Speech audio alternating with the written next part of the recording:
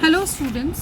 So UGC NET exam is coming up and today I am going to discuss with you the paper 1 of 2023, the June paper. So today I am going to discuss with you that paper. Okay, so let us start.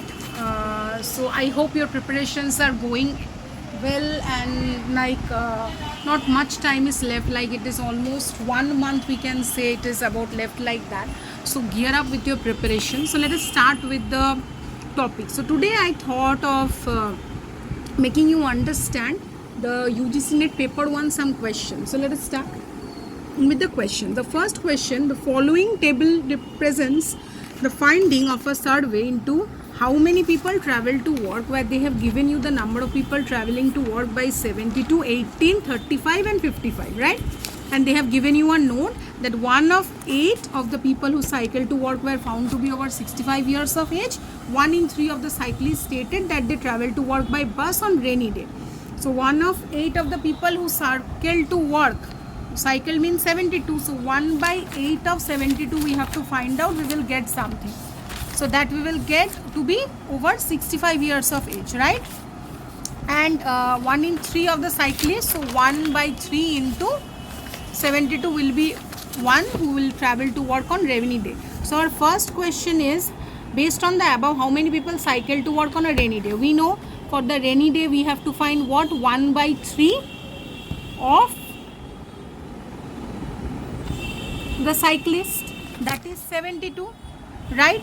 Now 1 in 3 cyclists stated that they travel to work on bus by rainy day, right? So this implies that 2 out of 3 still cycle to work on rainy day, means 1 by 3 is going to bus. Then 1 out of 3, so if we minus it from 3,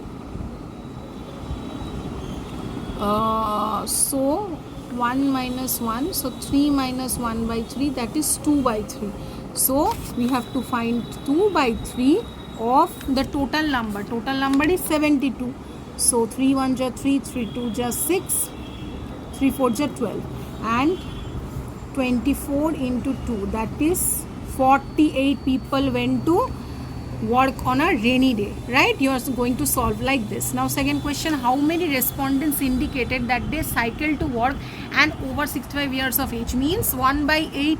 So since there are 72 cyclists in total, the number of cyclists over 65 years age would be 72 by 8, right? Because 1 by 8 into 72, so 8 1 ja 8, how much? It comes to 9. So the answer will be 9. Which of the following statement is true? Slightly fewer than as twice as many people indicated that they travel to work. Slightly more than twice as many people indicated that they travel to work by bus than by car. Slightly more people indicated that they travel to work by bus than by car. Slightly fewer people indicated that they travel to work by car than by bus. So first we have 35 people we have find out who traveled by bus, and 18 people who traveled by car, that we already know from the first only, right? So here we have the comparison of bus and by car. So slightly fewer than twice as many people indicated that they travel to work by bus than by car. Bus is 35, 18 is car. So fewer than twice as many people, so this statement is numbered bus is 35. Slightly fewer than twice is that they indicated to work by bus, twice of bus, so 2 into 18, that is car, that is 36. So this statement is obviously like coming this one. So slightly more than twice as people, so that comes to 36. So is that slightly more than people? I say so. Finally, if we do compare, we can see it is the first one. Which of the following statement is true? That slightly fewer than twice as many people indicated that travel to work by bus than by car. Now we go to the fourth question: the sum of which mode of traveling to work represents half the number of respondents given in the survey. So like the total number of people in the survey, we see that for cycle it is 72, for car it is 18, for bus it is 35, for walk it is 55. So that is total accounts to 180. Okay, now half of this is what? 90.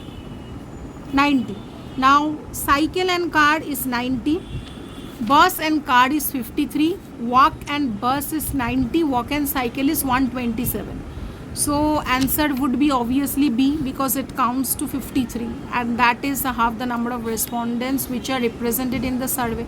How many more people indicated that they cycled to work compared with those who travelled by either bus or car? So the number of people who travelled by either bus or by car is 35 and 18 plus, that counts to 53, and the number of cyclists we know 72. So there are 72 minus 53, that is 19. So obviously answer is D. Now see, from other part the questions are coming. Given below there are two statements. The learner centered approach is centered on teacher needs. Learner centered approach is centered on cooperative determination of the subject matter. So in the light of this above statement, choose the most appropriate answer from the options given below. Both statement 1 and 2 are given below. Both statement 1 and 2 are incorrect or 1. So obviously the answer would be which one? 6D. Why?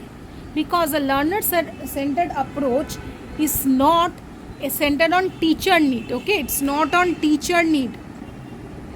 This approach is not on teacher needs.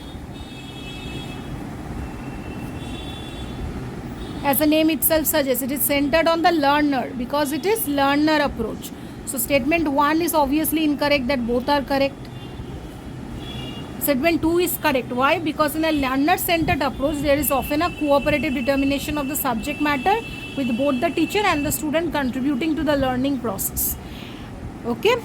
Now we come to the 7th question. Which of the following is a technique to provide right kind of support in right amount at right time to increase child's competence? Is that scaffolding, assistance, accommodation or schema? The answer would be scaffolding. Why? The right technique to provide right kind of support in right amount at a right time to increase child competence, because scaffolding is a technique in education where a teacher models or demonstrates how to solve a problem, then steps back, offering support as needed. It's about providing the right kind of support in the right amount at the right time to increase a child's competence.